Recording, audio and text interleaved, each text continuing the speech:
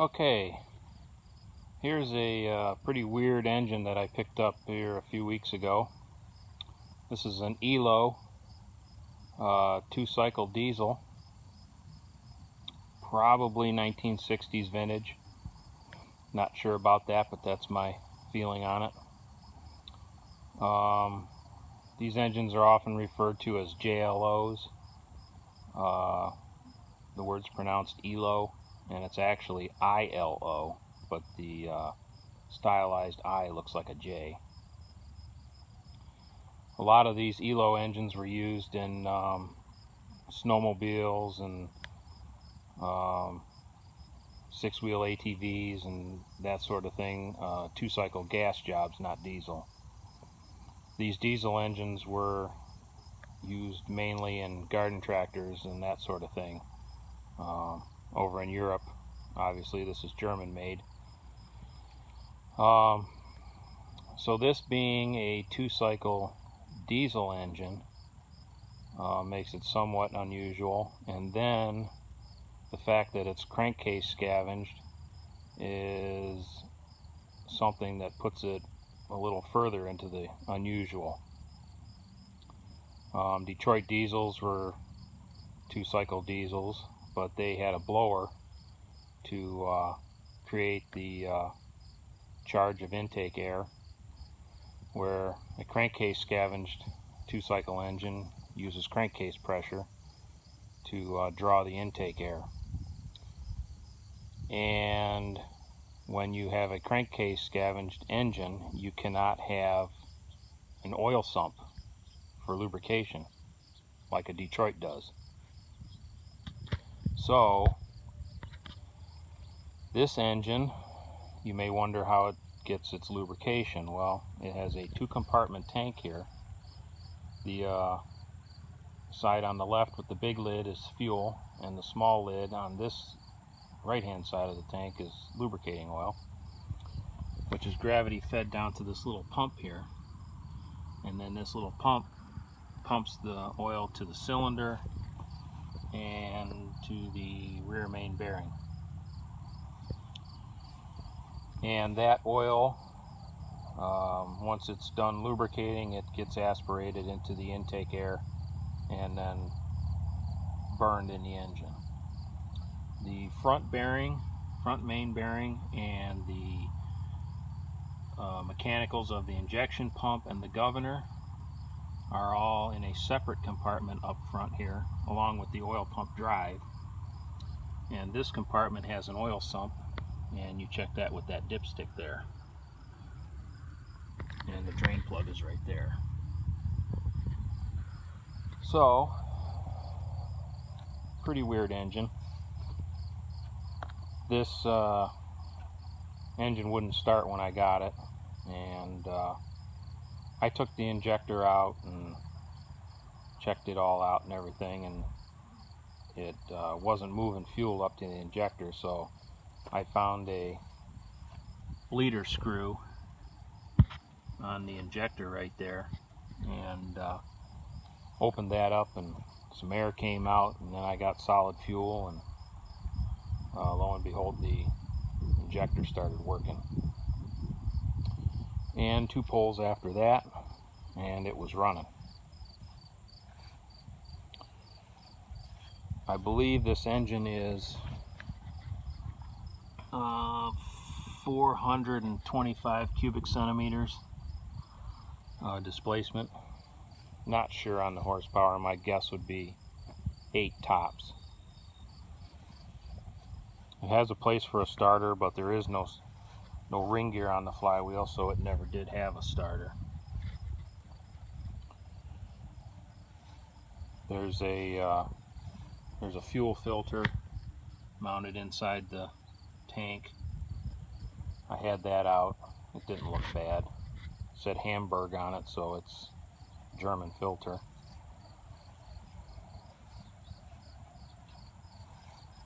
Pretty neat engine overall. Has this really powerful cooling fan up here. Has a belt, a V-belt there under that little angle iron cover. these were designed to be started with a strap.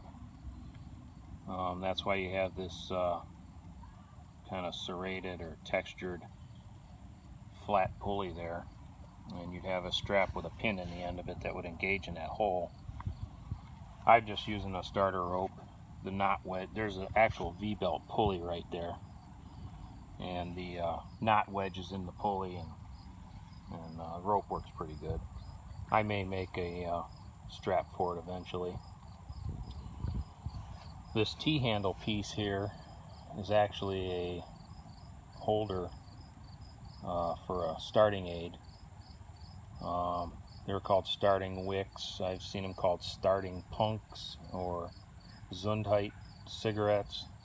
It's actually a little like wad of paper that is inserted in the end of this piece, and then it's either lit with a match and screwed in there, or you just insert it in that T-handle piece and screw it in there, and the heat from compression will self-ignite it.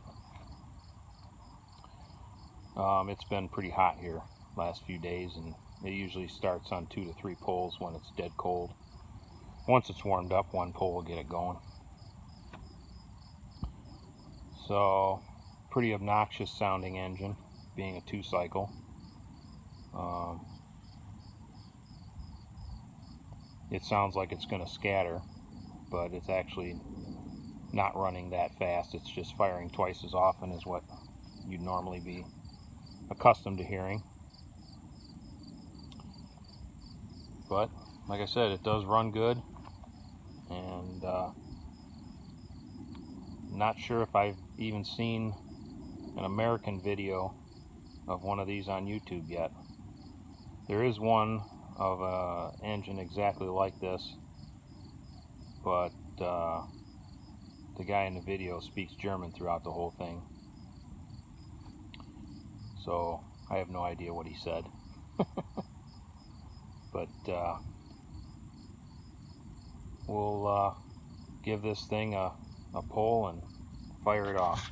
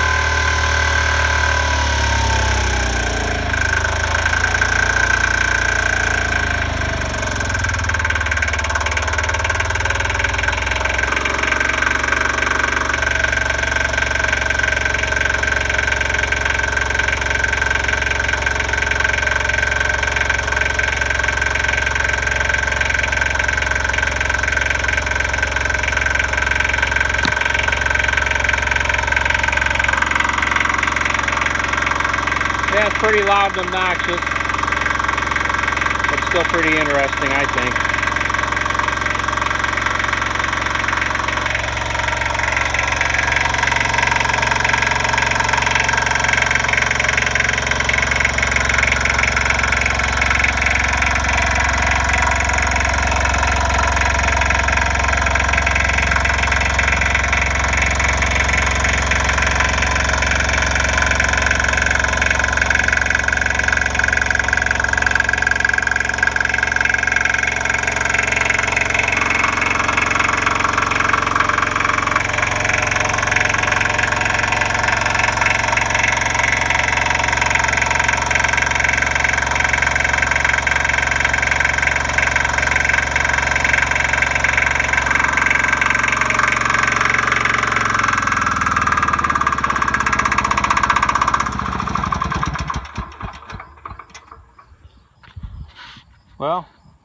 hope you enjoyed this video, and thanks for watching, and we'll catch you on the next one.